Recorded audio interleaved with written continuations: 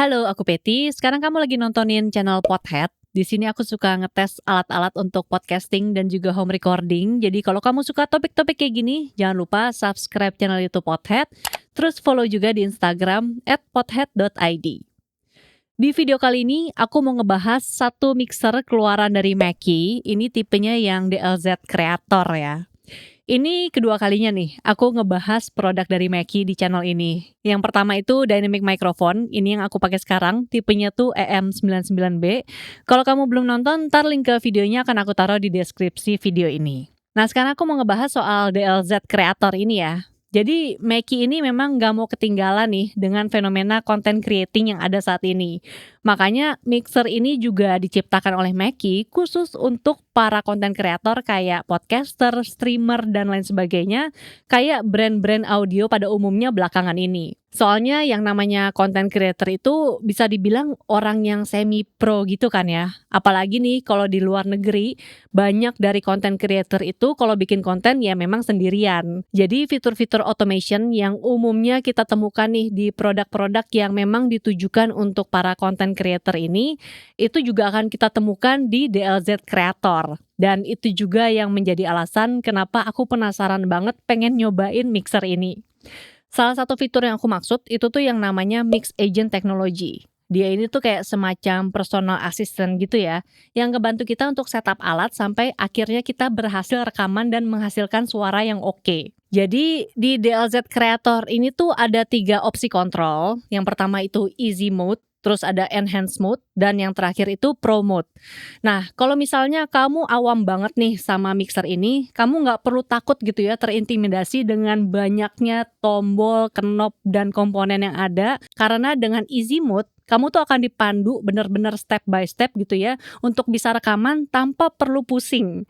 Nantinya kalau misalnya kamu kayak udah pengen coba untuk ngulik lebih lanjut, tapi kamu masih belum kepengen overwhelm atau ya kewalahan gitu ya, dengan semua fitur yang ada, kamu bisa pilih yang Enhance Mode.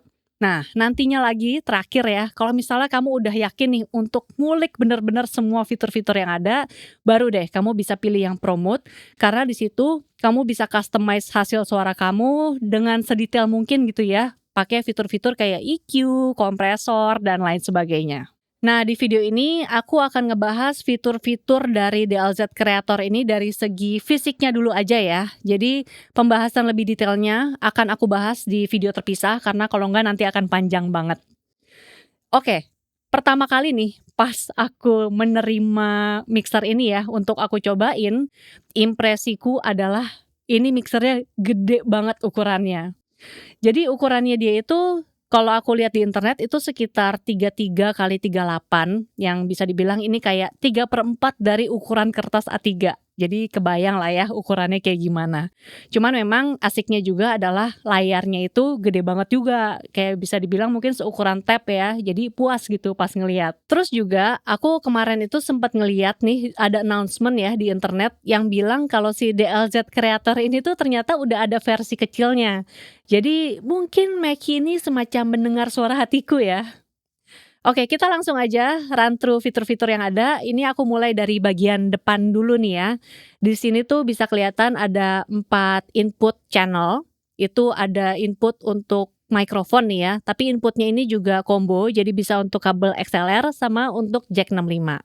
Terus di sebelahnya itu ada output kalau misalnya kita mau koneksiin mixer ini ke device lain, dan di sebelahnya itu juga ada output lagi kalau misalnya kita mau koneksiin mixer ini ke speaker monitor.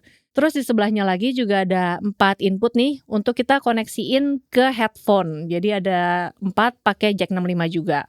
Nah, di sebelahnya lagi nih yang atas ada input TRS, ini kalau kita koneksiin ke smartphone, terus yang di bawahnya itu input USB-C, kalau kita mau koneksiin dia ke komputer. Nah, kalau kita beli DLZ ini, kita juga udah akan dapetin kabel dari USB-C ke USB-A untuk kita koneksiin ke komputer itu tadi. Di sebelahnya lagi itu ada input untuk kabel Ethernet, kemudian di sebelahnya juga ada input USB-A kalau misalnya kita mau save hasil rekaman langsung ke flash disk atau mungkin ke external hard disk. Di sebelahnya ada input untuk SD card micro, itu kalau kita mau save langsung ke situ. Nah, di sebelahnya itu ada input untuk ya kabel powernya dia ya. Dan di bagian atasnya itu kan ada tombol on off. Oke, kita lanjut ke bagian depan tapi yang atas dulu. Ini tadi aku udah bilang ya, layarnya gede banget jadi asik ngelihatnya puas. Terus di sebelah layar ini ada 5 knob. Ini knob yang 4 ke atas ini sebenarnya untuk kita mengatur volume headphone ya. Ini kalau kita gede kecilin bisa lewat sini, bisa kelihatan juga di layar. Ini headphone 2, 3, 4 dan sebenarnya ini ada 5 knob, tapi knob yang kelima ini kayaknya fungsinya tuh akan bisa berguna kalau misalnya kita pakai yang, kontrolnya itu yang Pro Mode. Nah, kemudian di sebelah dari knob-knob ini bagian atas ada tombol home. Jadi kalau misalnya kita habis ngutak-ngatik si layarnya ini, terus kita mau balik ke home, kita bisa langsung pencet dia. Nah, langsung balik ke home. Terus ini ada tombol record kalau kita mau record langsung dari mixer ini kayak tadi ya, ke flash disk atau ke micro SD card dan lainnya. Terus ini ada auto mix. Nah, ini juga satu fitur yang memanjakan nih. Khususnya buat aku nih podcaster gitu ya, yang kalau misalnya rekaman jumlah pembicaranya tuh bisa lebih dari 1-2 orang.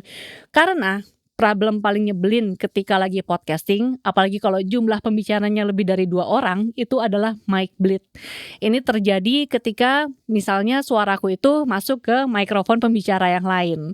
Dan ini hasilnya tuh bisa kedengeran pas kita lagi editing. Jadi hasil suaranya tuh kayak bebayang gitu. Jadi fitur auto mix itu tuh bisa bikin kita milih mikrofon mana yang mau kita prioritaskan pas lagi rekaman. Misalnya nih, aku lagi podcasting nih bertiga ya, jadi kan ada 3 mikrofon.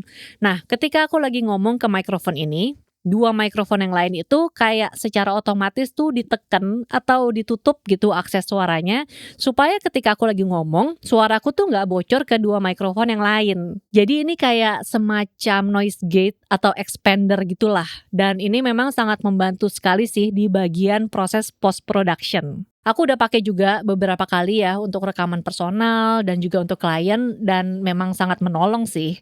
Proses editing tuh jadi lebih singkat. Oke, sekarang kita lanjut ke fitur bagian depan yang di bawah. Di sini ada slider-slider, ada 8. Yang 4 ini tuh untuk kita mengatur gain mikrofon. Kemudian yang 4 berikutnya ini untuk kita mengatur kalau misalnya mixer ini kita koneksiin ke device lain ya. Ke smartphone, ke komputer, atau mungkin juga ini kayaknya ini untuk tombol YouTube ya. Jadi kalau misalnya kita play suara dari komputer kita.